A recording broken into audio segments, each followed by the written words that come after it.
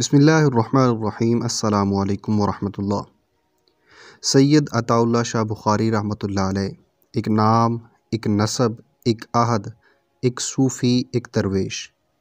فصاحت و بلاغت میں آج کے دور کے ابو موسیٰ اشعری، حق بات کہوں تو آل داؤد کی یہ بھی نغمگی عطا کیے گئے تھے، جن کی بلند آواز کاٹ دار جمرے برمحل برجستگی جیسے دجلہ کا کنارہ، جس کے آگے پل باندھنا سورج کو انگلی کے مترادف تھا۔ ختم نبوت کے ترے، جبے، دستار کا امین، مرد جرار، مرد حر۔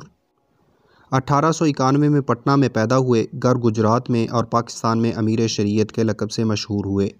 آپ فرماتے تھے کہ میری آدھی عمر جیل میں گزری، آدھی عمر ریل میں۔ فتنہ قادیانیت کے خلاف نعرہ مستانہ مار کے ممبر پر چڑھے تو بولے، ختم نبوت کی حفاظت میرا جزو ایمان ہے۔ جو شخص بھی اس ردا کو چوری کرے گا، جی نہیں چوری کا حوصلہ کرے گا، میں اس کے گریبان کی دجیاں بکھیر دوں گا۔ میں محمد صلی اللہ علیہ وسلم کے سوا کسی کا نہیں، نہ اپنا نہ پرایا، میں انہی کا ہوں، وہی میرے ہیں۔ جن کے حسن و جمال کو خود رب کعبہ نے قسمیں کھا کھا کر آراستہ کیا ہو، میں ان کے حسن جمال پر نہ مر مٹوں تو مجھ پر لعنت ہے، اور لعنت ہے ان پر جو آپ کا نام تو لیتے ہیں لیکن سارقوں یعنی چوروں کی خیرہ چشمی کا تماشا دیکھتے ہیں۔ مظفر گڑھ میں شاہ جی کا جلسہ منعقد ہوا، پنڈال سجا، آپ آئے، ساتھ میں اپنا نشان ٹوکا ساتھ رکھ رکھا تھا۔ تقریر کا آغاز کیا مگر پولیس نے در لیا۔ ایک عرصہ بعد جوں رہا ہوئے، سیدھا اسی پنڈال میں پہنچے، ویسا ہی جم غفیر تھا۔ سٹیج پر چڑھے، ٹوکا لہرایا، بولے، ہاں تو میں کہہ رہا تھا، یعنی ایسا لامتزلزل شخص کہ جہاں تقریر چھوٹی تو وہیں سے آ کر شروع کی۔ لاہور میں ہجوم سے مخاطب ہوئے تو کہنے لگے، مسلمین، ختم نبوت کے عقیدہ کو یوں سمجھو جیسے ایک مرکز دائرہ ہے جس کے چاروں طرف توحید، رسالت، قیامت، ملائکہ کا وجود، صحف سماوی کی صداقت، قرآن کریم کی حقانیت و ابدیت، عالم قبر و برزخ، یوم النشور، یوم الحساب گردش کرتے ہیں۔ اگر یہ اپنی جگہ سے ہل جائے تو سارا نظام درہم برہم ہو جائے گا، دین نہیں بچے گا۔ بات سمجھ میں آئی؟ مزید سمجھیے، جس طرح روشنی کے تمام مراتب عالم اسباب میں آفتاب پر ختم ہو جاتے ہیں، اسی طرح نبوت و رسالت کے تمام مراتب و کمالات کا سلسلہ بھی حضور رسالت صلی اللہ علیہ وسلم کے وجود مسعود پر ختم ہو جاتا ہے۔ آپ کی نبوت و رسالت وہ مہر درخشاں ہے جس کے طلوع کے بعد اب کسی روشنی کی مطلق ضرورت نہیں رہی۔ سب روشنیاں اسی نور اعظم صلی اللہ علیہ وسلم میں مدغم ہو گئی ہیں۔ جبھی تو مخبر صادق صلی اللہ علیہ وسلم نے فرمایا تھا، اگر آج موسیٰ علیہ السلام اس دنیا میں زندہ ہوتے تو انہیں بھی بجز میری اتباع کے چارہ کار نہ ہوتا، اور حضرت عیسیٰ علیہ السلام جو آخر زمانہ میں تشریف لائیں گے تو نبی کی حیثیت سے نہیں بلکہ ابو بکر و عمر کی طرح امتی اور خلیفہ کی حیثیت سے۔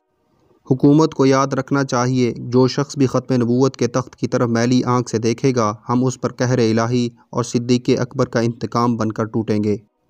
راولپنڈی میں جلسہ عام سے خطاب کرتے ہوئے کہنے لگے، اللہ بیٹوں کو بھی سلامت رکھے مگر بیٹی سے مجھے محبت بہت ہے۔ اس نے کئی بار مجھے کہا، ابا جی اب تو اپنے حال پر رحم کریں، آپ کو چین کیوں نہیں آتا؟ کیا آپ سفر کے قابل ہیں؟ چلنے پھرنے کی طاقت آپ میں نہیں رہی، کھانا پینا آپ کا نہیں رہا، یہ آپ کا حال ہے، کیا کر رہے ہیں آپ؟ میں نے کہا، تم نے میری دکھتی رگ پکڑی ہے، میں تمہیں کس طرح سمجھاؤں بیٹا؟ تم بہت خوش ہوگی اگر میں چارپائی پر مروں، میں تو چاہتا ہوں کسی کے گلے پڑ کے مروں۔ تم اس بات پہ راضی نہیں کہ میں باہر میدان میں نکلوں اور یہ کہتا ہوا مر جاؤں کہ محمد صلی اللہ علیہ وسلم کے بعد کوئی نبی نہیں اور امت محمدیہ کے بعد کوئی امت نہیں۔ اس وقت خواجہ ناظم الدین گورنر جنرل تھے۔ لاہور میں پنڈال سجا ہوا تھا۔ حضرت شاہ جی رحمۃ اللہ علیہ ایک ترہ دار ٹوپی پہنا کرتے تھے، ایک سروں کا سمندر تھا، ٹھاٹھے مارتا۔ اما بعد، ایک ہاتھ سے اپنی ٹوپی اتاری اور دونوں ہاتھوں میں لے کر مجمع کی طرف لہرائی، بولے، خواجہ یہ میری ٹوپی آج تلک کسی کے سامنے نہیں جھکی، لے یہ میں ٹوپی تیرے قدموں میں رکھتا ہوں، میرے سائیں کی عزت بچا لے خواجہ، میں تیرے کتے نہلاؤں گا خواجہ، میرے سائیں حضرت محمد صلی اللہ علیہ وسلم کی عزت بچا لے خواجہ۔ 1953 میں فسادات ہوئے تو کہا، میں قیامت کے دن حضور خاتم النبیین صلی اللہ علیہ وسلم کی بارگاہ میں حاضر ہو کر دست بدستہ عرض کروں گا کہ یا رسول اللہ صلی اللہ علیہ وسلم، میرے باپ آپ پر قربان ہوں۔ جھوٹے مدعی نبوت مسیلمہ کذاب کے خلاف جنگ یمامہ میں شہید ہونے والے خوش نصیبوں کا مقصد صرف اور صرف آپ کی ختم نبوت کا تحفظ تھا۔ اسی طرح 1953 کی تحریک ختم نبوت میں شہید ہونے والوں کا مقصد بھی صرف اور صرف آپ کی ختم نبوت کا تحفظ تھا۔ لہٰذا یا رسول اللہ صلی اللہ علیہ وسلم میں آپ سے عرض کرتا ہوں کہ تحریک ختم نبوت 1953 میں شہید ہونے والوں کو بھی یمامہ کے شہداء کے ساتھ ایک ہی صف میں کھڑا کریں، کیونکہ دونوں کا مقصد ایک ہی تھا۔ پھر کہا مجھے امید کامل ہے کہ میرے نانا میرے پیارے آقا و مولا میری درخواست کو شرف قبولیت ضرور بخشیں گے۔ لوگوں نے کہا کہ ان کا وبال کس پر ہے جو اس تصادم میں شہید کروا دیے گئے؟ تو کہا مسیلمہ کذاب کے خلاف جنگ میں 700 حفاظ کرام امیر المومنین نے کیوں شہید کروا دیے تھے؟ عدالت میں حضرت شاہ جی رحمہ اللہ کو بلوا لیا گیا۔ مقدمہ کی پیروی ہونے لگی۔ مجمع وارفتگی سے پوچھ رہا تھا، کہیے کیا حکم ہے، دیوانہ بنوں یا نہ بنوں؟ حضرت شاہ جی رحمہ اللہ نے اپنا تحریری بیان عدالت میں پیش کیا۔ جسٹس منیر: ہندوستان میں اس وقت کتنے مسلمان ہیں؟ حضرت شاہ جی: سوال غیر متعلق ہے، مجھ سے پاکستان کے مسلمانوں کے بارے میں پوچھیں۔ جسٹس منیر: ہندوستان اور پاکستان میں جنگ چھڑ جائے تو ہندوستان کے مسلمانوں کو کیا کرنا چاہیے؟ شاہ جی: ہندوستان میں علماء موجود ہیں، وہ بتائیں گے۔ جسٹس منیر: آپ بتا دیں۔ حضرت شاہ جی رحمہ اللہ نے فرمایا، پاکستان کے بارے میں پوچھیں، یہاں کے مسلمانوں کو کیا کرنا چاہیے؟ جسٹس منیر: مسلمان کی کیا تعریف ہے؟ شاہ جی رحمہ اللہ نے فرمایا، اسلام میں داخل ہونے اور مسلمان کہلانے کے لیے صرف کلمہ شہادت کا اقرار و اعلان ہی کافی ہے، لیکن اسلام سے خارج ہونے کے لیے ہزاروں روزن ہیں۔ ضروریات دین میں کسی ایک کا انکار کفر کے ماں سوا کچھ نہیں۔ اللہ تعالیٰ کی صفات عالیہ میں کسی ایک کو انسانوں میں مانا تو مشرک، قرآن کریم کی کسی ایک آیت یا جملہ کا انکار کیا تو کافر، اور نبی کریم صلی اللہ علیہ وسلم کے منصب ختم نبوت کے بعد کسی انسان کو کسی بھی حیثیت میں نبی مانا تو مرتد۔ جسٹس منیر قادیانی وکیل کی طرف اشارہ کرتے ہوئے کہ ان کے بارے میں کیا خیال ہے؟ حضرت شاہ جی: خیال نہیں، عقیدہ ہے جو ان کے بڑوں کے بارے میں ہے۔ مرزائی وکیل: نبی کی کیا تعریف ہے؟ حضرت شاہ جی: میرے نزدیک اسے کم از کم ایک شریف آدمی ہونا چاہیے۔ جسٹس منیر: بدتمیزی کے انداز میں آپ نے مرزا قادیانی کو کافر کہا ہے؟ شاہ جی: میں اس سوال کا آرزومند تھا۔ کوئی 20 برس ادھر کی بات ہے، یہی عدالت تھی جہاں آپ بیٹھے ہیں۔ یہاں chief justice mister justice Douglas Young تھے، اور جہاں مسٹر کیانی بیٹھے ہیں یہاں رائے بہادر جسٹس رام ڈال تھے۔ یہی سوال انہوں نے مجھ سے پوچھا تھا، وہی جواب آج دہراتا ہوں۔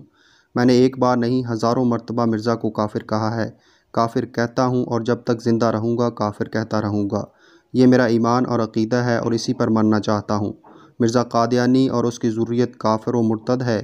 مسیلمہ کذاب اور ایسے ہی دیگر جھوٹوں کو دعویٰ نبوت کے جرم میں قتل کیا گیا۔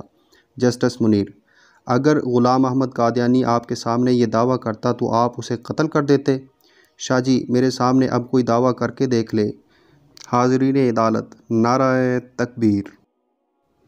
جسٹس منیر بوکھلا کر، یہ توہین عدالت ہے۔ شاہ جی رحمہ اللہ جلال میں آ کر کہ یہ توہین رسالت ہے۔